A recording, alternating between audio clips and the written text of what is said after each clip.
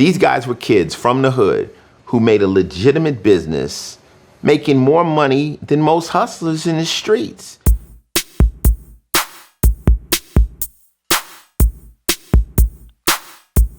Uncle Jam's Army is the best dance promotion team that ever existed, period, point blank. Throwing dances was the hustle of our era. They took throwing small, like club parties to arena levels. The legacy of Uncle Jam's Army is this. Party, party, party, party, party. And it was us against the world from day one. It's us against them all the time. And sometimes it worked to our benefit, sometimes it worked to our detriment.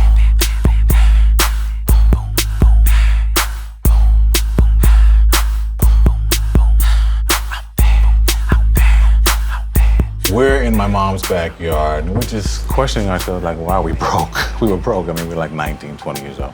And it was really a historical moment because I think it was my older brother that said, look, I got a sound system, and let's start giving dances.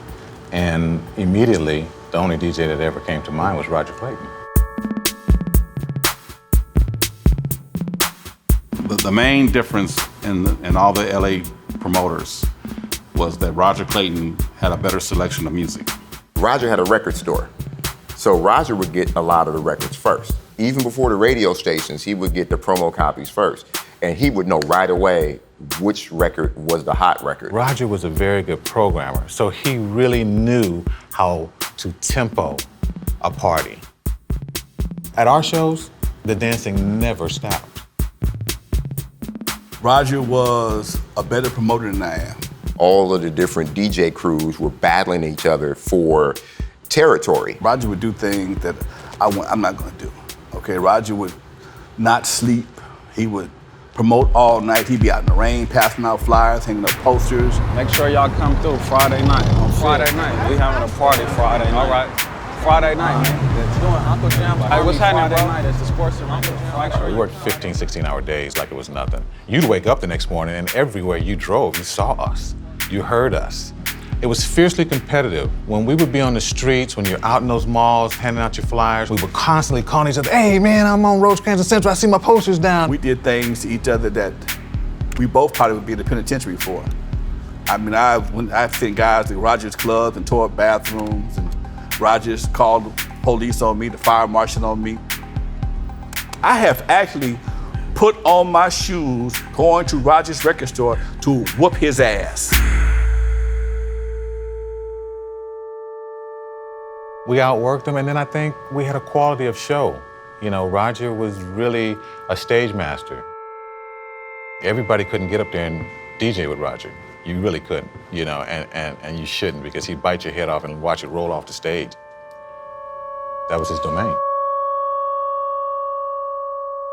Then one day, me and Snake Puppy was in the Fox Hills Mall, and Roger Clayton was passing out flyers. I said, Egypt, there go Raj, he's passing out flyers. Man, I need to let him know something. He gave us a flyer, and he knew who I was from all the parties, dancing and stuff. You got these necessary skills, and you need to be a part of this. Snake Puppy said, yo, Roger. You have to meet Egyptian Lover. I mean, I know you know him, but you don't know him. Like I know him with this mixing thing. I said, you got to give him a chance, man. Whatever you do, just give him a chance. You have the best party promotion team we ever seen, but you don't have the best DJ. He said, if you want the best DJ, you got to hook my boy up right here. When he DJ'd, people would stop dancing and run to the stage just to watch him mix, because the way he used to mix was unorthodox. Nobody seen nothing like it. He was doing triple threats, and people would just stand in awe. Egypt blew up. Take nothing from me. He blew up. Got arrogant as hell. Egypt had a Rolls. Let's get to Egypt.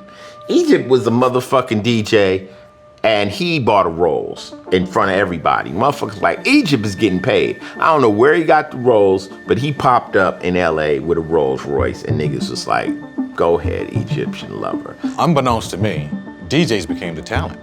And our crowd was getting huge, you know, so now we had to go from halls to arenas. The crowd is arriving at the sports arena. Everybody's here for Uncle Jam's Army Jam Festival. That's the time that we hooked up with Edwin. Edwin was a businessman. He was a smart businessman. See, I'm about business, okay? Promoting big events takes big money. So I started building my credit, and I started applying for credit cards like crazy to the point where I accumulated 145 credit cards. And each one, they would send me these letters saying, hey, do you want to expand your credit limit? Absolutely. Do you want to credit advance checks? Absolutely. You know, when I just started doing the sports arena, I thought it was a hell of a gamble. To me, that's putting a lot on the line. And when they told me how many people they had, I said, how many? That was a big moment when they were able to do the sports arena. 10,000 kids, like I say, with no artists, with no stars other than their own DJs, and everyone had a blast.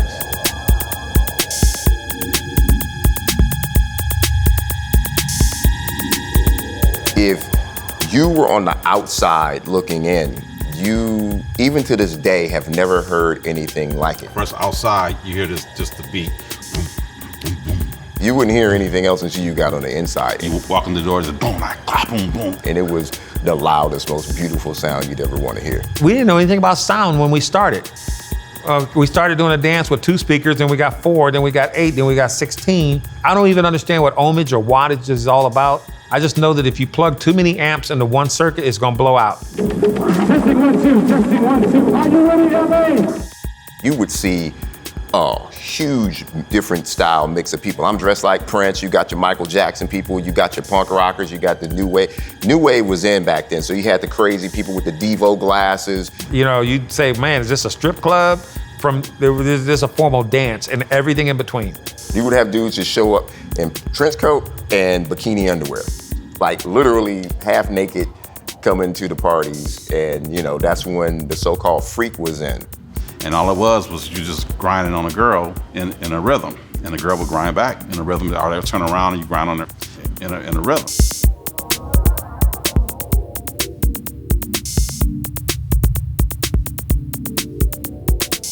I mean, it was a wild, crazy time.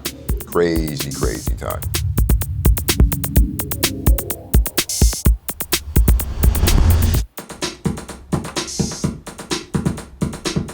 My favorite part was when Egypt discovered a drum machine. I get a call one day from Egypt, and he's like, I got a new toy. You know, I got this thing. It's a drum machine. I'm like, all right. The Roland TR-808. And he said, no, I got this thing, man. It's dope. It's expensive. It's an 808. You know, come over. Brought it home and filled the whole drum machine up full of beats and brought it to the next Uncle Jam Army party, which was that weekend at the sports arena. There was a moment where he brought an 808 drum machine, and people had never seen a drum machine. And they hooked it up, and they said, Uncle Jam's Army is about to go live. When that 1 o'clock hour came and I knew I had to DJ, I put on Planet Rock. And on the breakdown of Planet Rock, I pushed play on the 808 and took Planet Rock off. And the 808 was just rocking by itself. And I was kind of scared because like 10,000 people in the sports arena. And I'm kind of looking out there and nobody stopped dancing. Everybody kept on dancing. And he would take the records off the turntables and hold them up in the air. Then he held the drum machine up and the lights on the Roland was shooting across like that. And then he would change the beat. And then I broke it down a little bit, turned the cowbell down, turned the hi-hats up, turned the hi-hats down. So instead of going doom, doom, doom, doom, doom, it's going doom, doom, doom, doom, doom. And they would just say stuff on top of the beat. And one of the things would be like, we're gonna say yes, yes, motherfucker. Because I'm saying yes, I'm rocking y'all with a drum machine. And they would just go on and then make up more words. And now you've got a party that's being driven by this drum machine. Probably 5 minutes until the beats are playing, Roger walks on the stage like, man, what record are those you're playing? I said, this. And he looked like, what's that? I said, a drum machine. We need to make a record. And he looked at the crowd and all 10,000 were just partying hard to a drum machine.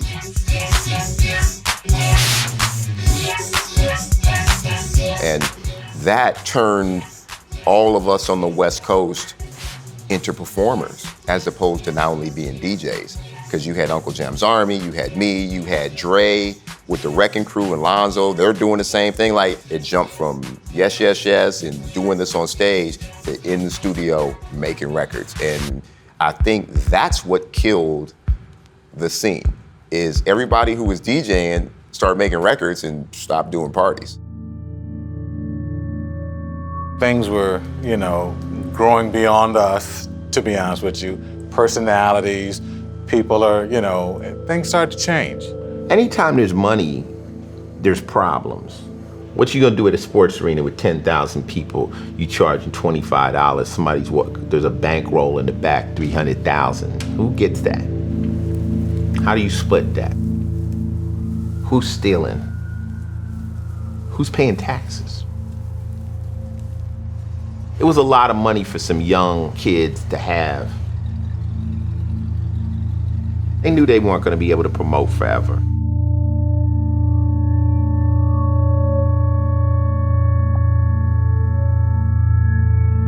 Walking into some Los Angeles neighborhoods these days is like walking into a police state.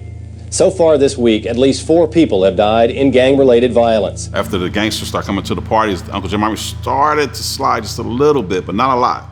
Just a little bit, and we tried to get the gangsters under control and play more of the funk stuff that they like and not more, of the up-tempo Planet Rock stuff. Certain records are gang records. Atomic Dog. If you put Atomic Dog on, because Crips call themselves Crip Dogs. So when you throw that on, here come the sets. They start banging. Aqua Boogie, more bounce. Doom, doom, doom, doom, doom. There they go.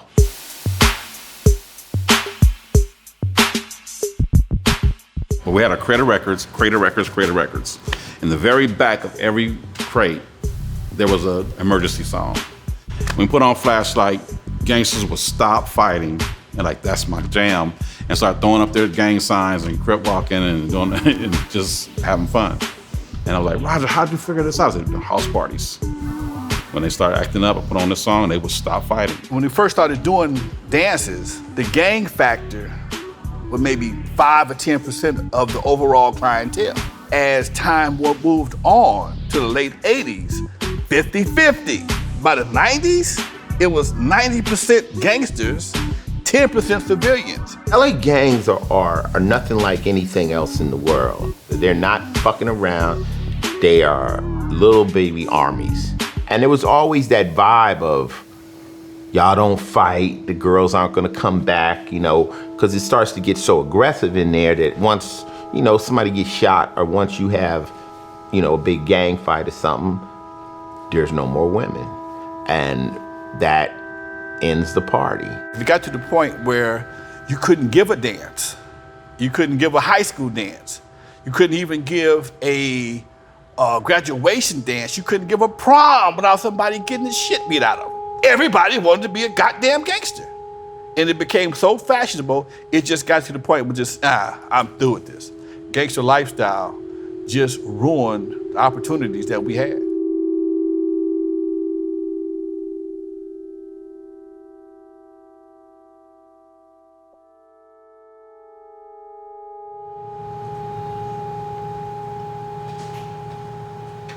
What were you thinking about? It's praying.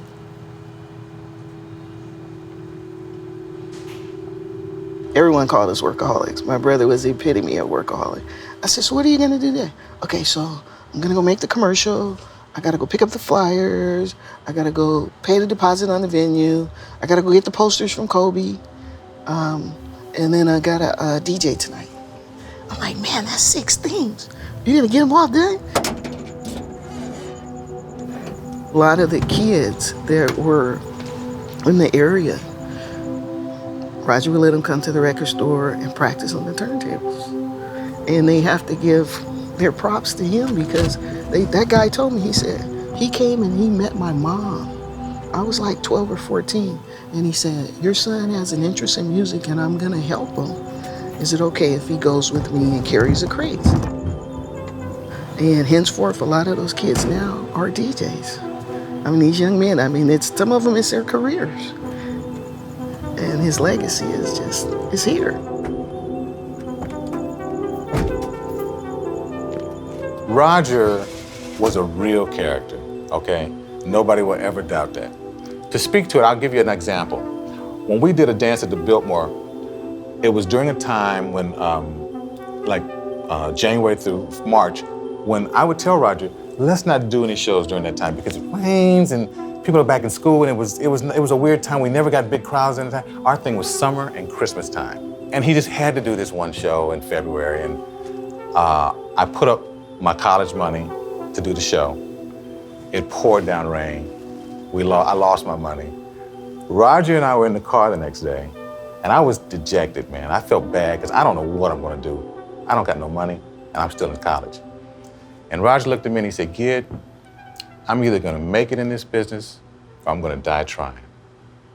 And that really motivated me.